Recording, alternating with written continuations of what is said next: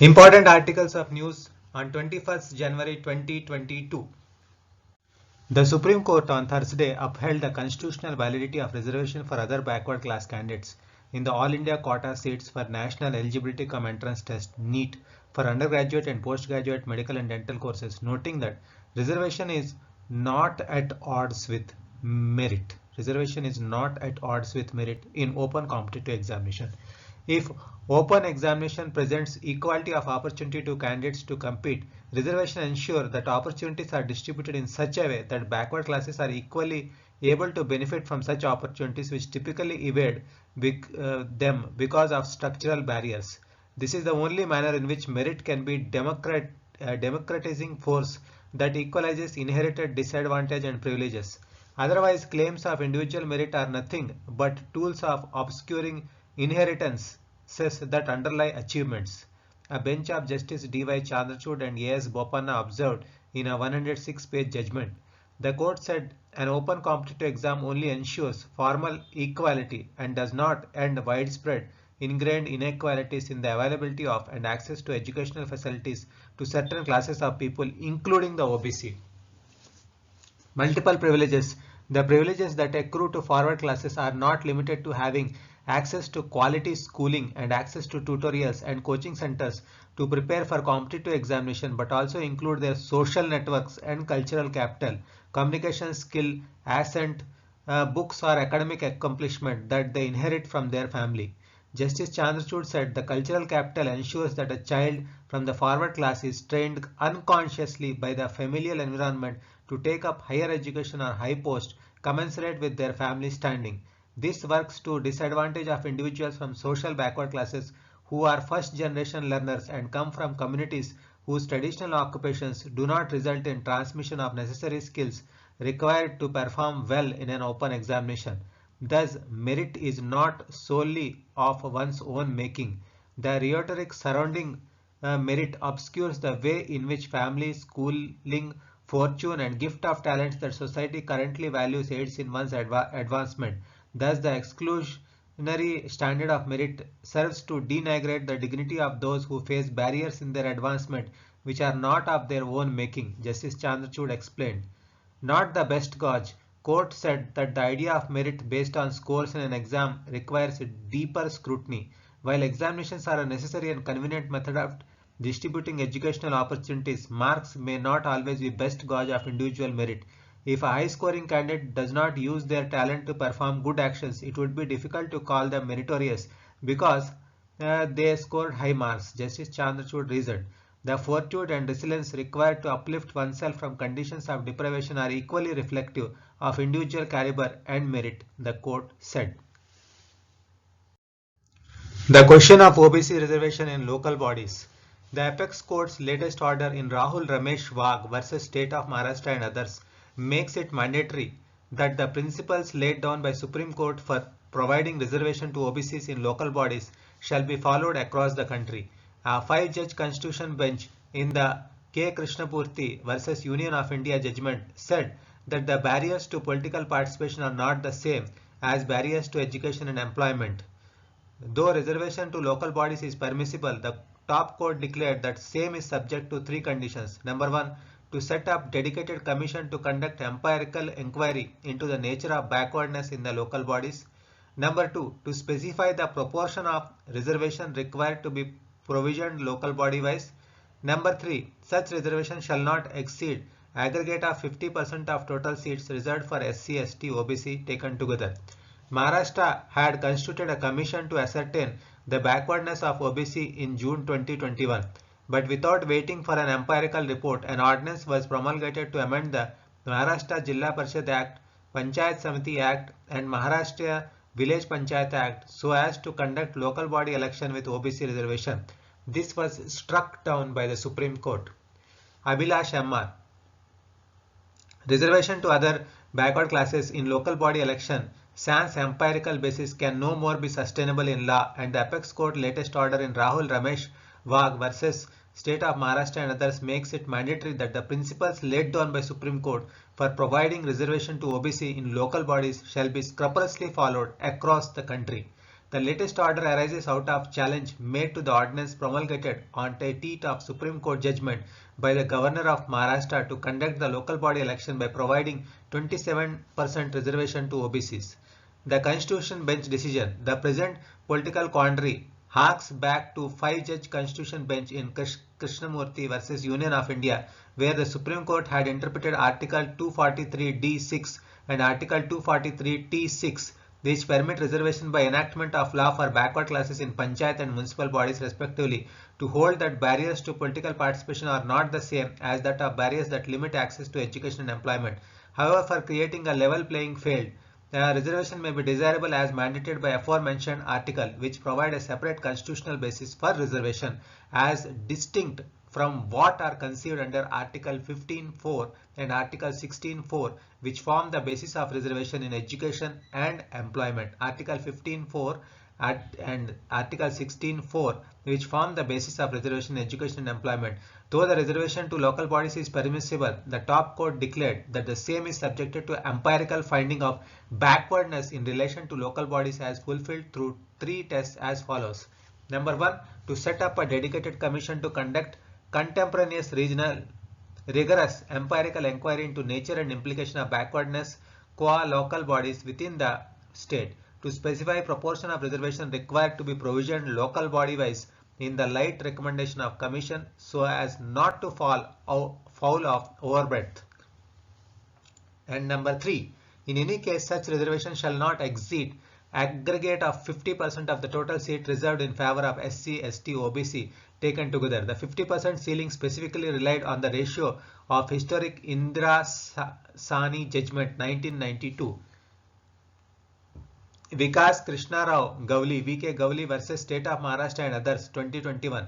The Indian political class usually displays apathy to law declared by court as contrary to enacted law. The 2000 judgment was not acted upon and the constitutionality of enacted reservation was challenged. This resulted in 2021 judgment of a 3-judge bench of the Supreme Court in the above case. The Supreme Court read down the provisions of the Maharashtra Jilla Parishad and Panchayat Samitis Act 1961, which mandated for 27% reservation to OBCs in local bodies. The court observed that reservation for OBCs was just a statutory dispensation to be provided with the state legislation and is different from the constitutional provisions which mandated reservation to the scheduled caste and scheduled tribe. While insisting on the triple test, the court observed that the reservation in favor of OBCs in concerned local bodies can be notified to the extent that it does not exceed 50% of total seats reserved in favor of SCs, STs, OBCs taken together. The Supreme Court quashed the notification issued by the Maharashtra Election Commission, which provided more than 50% reservation to OBCs, SC, STs in some local bodies. However, the political decision was to take the usual route of ordinance to overcome an adverse judicial decision. Wingless ordinance. Maharashtra had constituted a commission to ascertain the backwardness of OBCs in June 2021, but without waiting for an empirical report as mandated by the court, an ordinance was promulgated to amend the Maharashtra Jilla Parishad and Panchayat Samiti Act and the Maharashtra Village Panchayat Act so as to conduct local body election while ensuring OBC reservation. Though the ordinance was portrayed to be in compliance with the order of the apex court without breaching the 50% ceiling as mandated by the triple test, the other parameters had been transgressed. The ordinance failed to take off as it was challenged before the Bombay High Court, but the election process was not started, citing which the petitioner reached the Supreme Court by filing the appeal by special leave and the election process qua the reserved seats was stayed. The OBC reservation and notification for local body election in Madhya Pradesh also were deemed to fall foul of the Supreme Court order as found by the apex court on challenge. The Supreme Court directed the re-notification of the reserved seat as belonging to general category in both states on the basis of which the election process may proceed. Then legislative resolve and the judicial response. Surprisingly, on December 23, the Madhya Pradesh Legislative Assembly passed a resolution to keep the local body election without OBC reservation at abeyance. Taking a political cue from Madhya Pradesh, the Maharashtra Legislative Assembly also passed a resolution to stall the local body election in wake of judicial interference. Interestingly, the last order of apex court records that in case the state or union territory is not in a position to fulfill the triple test requirement and the election to any of its local body cannot be postponed beyond the statutory period, the State Election Commission concerned ought to notify the proportionate seat as open category seat, and proceed with the election of the local bodies. Had the governments stuck to the law as mandated by Article 141 of the Constitution, this quandary wouldn't have arisen. Rule of law is not just a set of letters, but it has to be followed in spirit.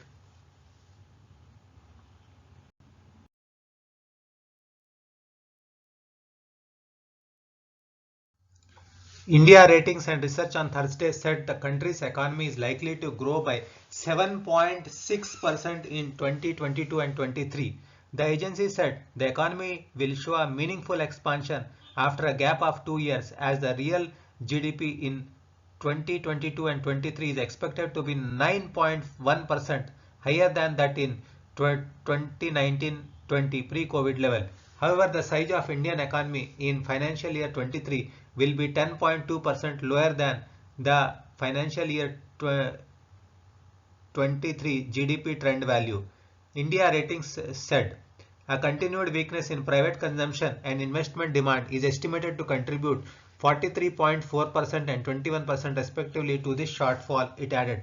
The agency said if the impact of Omicron on fourth quarter growth turns out to be greater than its estimate, then there could be some upside to the FY23 growth originating from the base deficit. Earlier this month, the NSO in its first advance estimate said gross domestic product GDP is expected to grow at 9.2% in 21-22.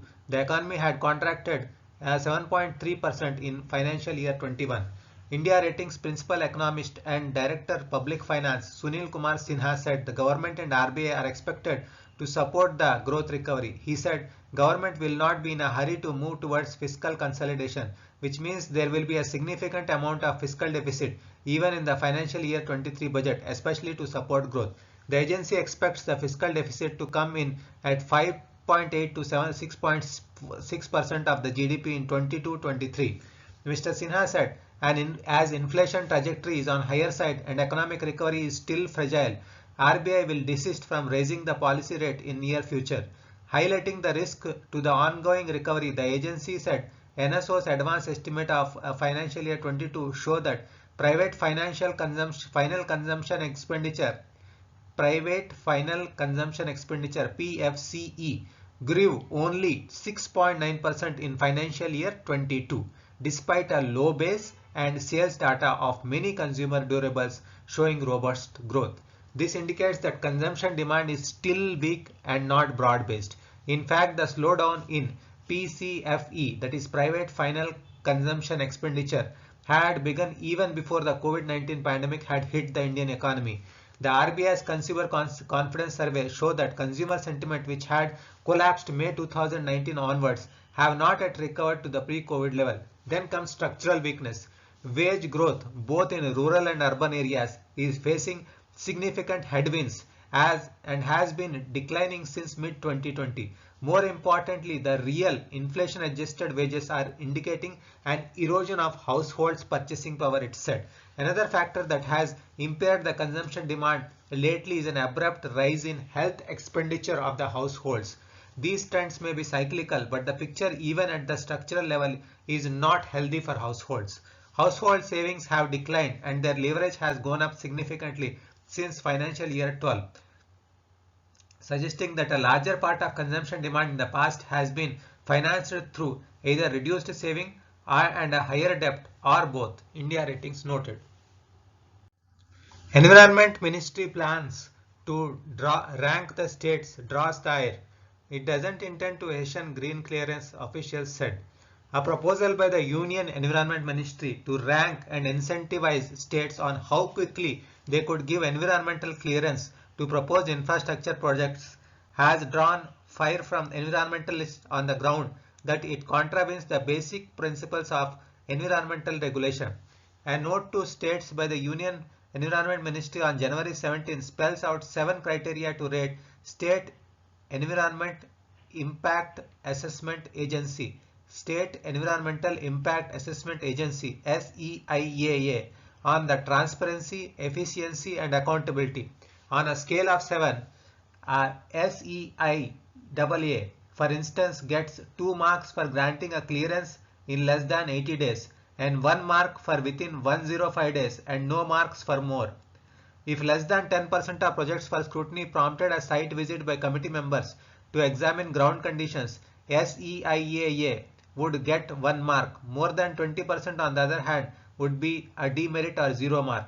SEIAA, State Environment Impact Assessment Agency, with a score of 7 or more would be rated 5 star. Violative proposal. The legal initiative for Forest on Environment Life, Legal Initiative for Forest on Environment Life, a prominent environment organization, described the proposal as violative of Environment Protection Act. A perusal of the criteria reveals that greater weightage is given for projects where due diligence is less. SEIA members should sit in the confines of conference room and take decision and earn high marks. The process ensures that the aim will be to clear projects at the shortest possible time. The task of the SEIA is to undertake a detailed scrutiny, whereas this notification makes them rubber stamp authorities, a statement noted. Ministry officials told the Hindu that ranking criteria was not intended to accelerate the speed with which the clearances were accorded, but to encourage the SEIA to take quicker decision on approving or rejecting a project and adhere to timelines already specified by provision of Act. This system isn't to reduce the time taken to decide on a project. If SEIA demands clarification, the time taken to respond won't be deducted. Leena Nandan, Secretary, Ministry of Environment and Forest, told the Hindu. But SEIA have been told earlier too that whatever clarification they need must be compiled rather than repeatedly demanding them. Sujit Bajpai, Joint Secretary, Environment Ministry, wrote in response to Hindu's queries that SEIA had complete freedom to complete all the necessary due diligence without worrying about the timeline, and the state would not be negatively marked for not meeting the ranking criteria. All proposed infrastructure project above a certain size with a potential to significantly alter natural environment must be first approved by SEIA, that consists of state officers and independent experts. Projects that are even bigger or involve forest land, called Category A, must be cleared by committee of experts constituted by center. SEIA projects the Category B and relatively smaller, though they make up the bulk of projects that are presented for approval for B category project, include the bulk of building and construction, small mining, small industry project are considered to be less polluting. Online process. The project appraisal process is an online process where the aspirant company must upload documents on a portal called Parivesh.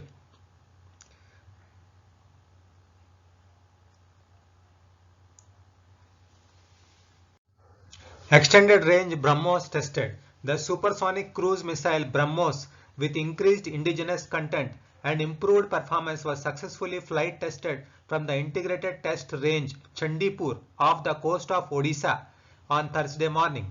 The missile was equipped with advanced indigenous technologies and followed a modified optimal trajectory for enhanced efficiency and improved performance. The missile with the modified control system has been fine-tuned to achieve an enhanced capability. A statement from the Defense Research and Development Organization (DRDO) said the highly maneuverable missile cruised at supersonic speed for its maximum range and all mission objectives were met. It noted the launch was conducted by BrahMos Aerospace in close coordination with DRDO teams. The flight test was monitored by all the sensors of the range instrumentations, including telemetry, radar and electro-optical tracking system deployed across the eastern coast and the downrange ship, the statement said. Earlier this month, an extended range ship-to-ship variant was flight tested from indigenous guided stealth missile destroyer INS Vishakhapatnam. BrahMos Aerospace has been continuously upgrading the BrahMos to increase its effectiveness and lethality against sea and land targets, the statement said. The missile is capable of being launched from the land, sea, subsea and air against surface and sea-based targets and has been long inducted by the Indian Armed Forces. Saab wins 84 weapon contract. Swedish defense major Saab's 84 anti-armor weapon had been selected by the Indian Army and the Indian Air Force through a competitive program for a single shot weapon, the company said on Wednesday. The Indian Armed Forces are a new customer for 84. This order includes 84 CS AST which can be fired from confined spaces such as from inside buildings, bunkers and other urban environment. Saab said in a statement, it weighed around 9 kg and has an effective range of 200 meter. The 84 system are combat proven across the world. They are lightweight, single shot, fully disposable and truly characterized by its ease of use and handling.